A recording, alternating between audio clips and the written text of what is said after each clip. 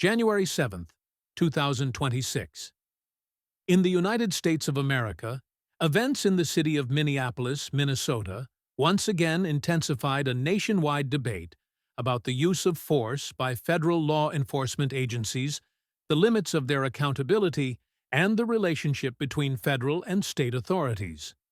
The country, which has a complex federal system of governance and a multi-layered law enforcement structure, found itself at the center of public tension after a fatal shooting involving, according to the U.S. Department of Homeland Security, an officer of Immigration and Customs Enforcement, ICE. The incident took place in Minneapolis, a major city in the American Midwest known as a center of civic activism, especially after the mass protests of 2020.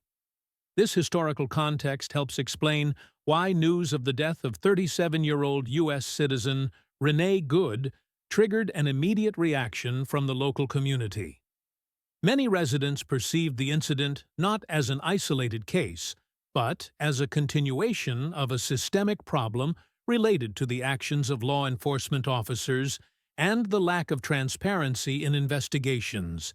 In which country this happened and why it matters. The United States of America has one of the most extensive law enforcement systems in the world. In addition to city and state police, there are federal agencies such as the FBI, ICE, the Border Patrol, the Secret Service, and others. Each has its own jurisdiction. In this case, the incident involved a federal officer, which automatically moved the investigation to the federal level. This is critically important because federal investigations do not always involve local authorities. The decision to transfer the case exclusively to the FBI meant that Minnesota authorities lost access to case materials, evidence from the scene, and investigative interviews. For part of the public, this became a signal of possible opacity in the process, even if the decision formally complies with U.S. law. Why people took to the streets. Demonstrations began almost immediately after the shooting became public. Protesters demanded an independent and transparent investigation and questioned the Department of Homeland Security's claim of self-defense.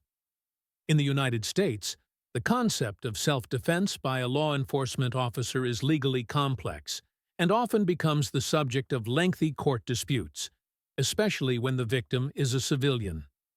For many Minneapolis residents, the protest was not only a reaction to a specific death, but also a form of pressure on a system they consider unjust.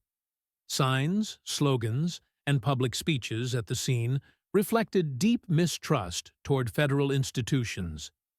Why tactical units and chemical irritants were used. On Wednesday, federal agents, including officers from a tactical unit of the U.S. Border Patrol, arrived to secure federal vehicles and buildings. Under American standards, such units are deployed when there is a risk of escalation or interference with federal operations. Clashes erupted after some protesters, according to eyewitness accounts and video footage, began throwing snowballs at agents and blocking the movement of a federal van.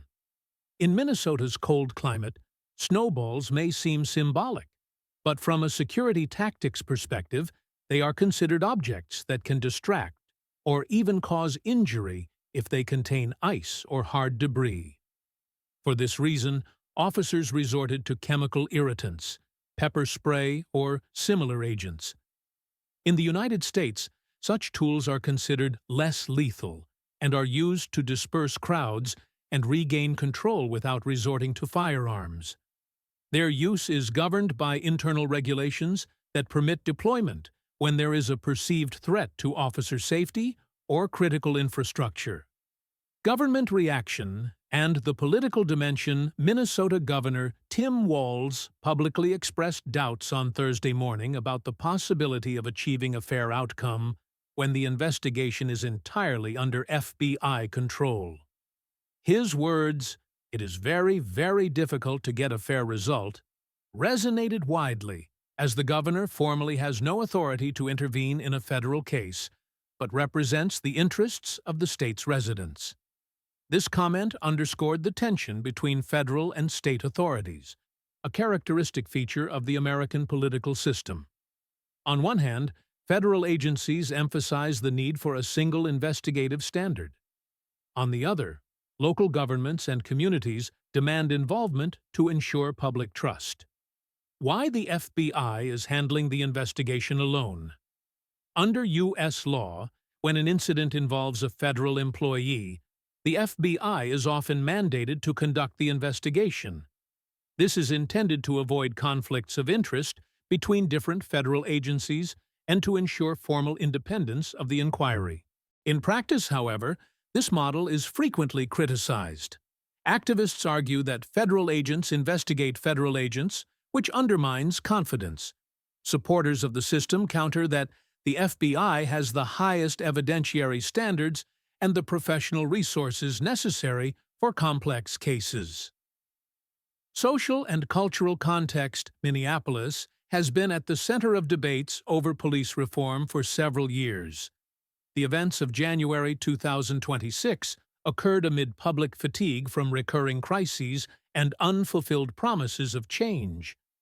For many protesters, the street has become the only space where they feel they can be heard. The use of chemical irritants, even if lawful under internal guidelines, had a powerful symbolic effect.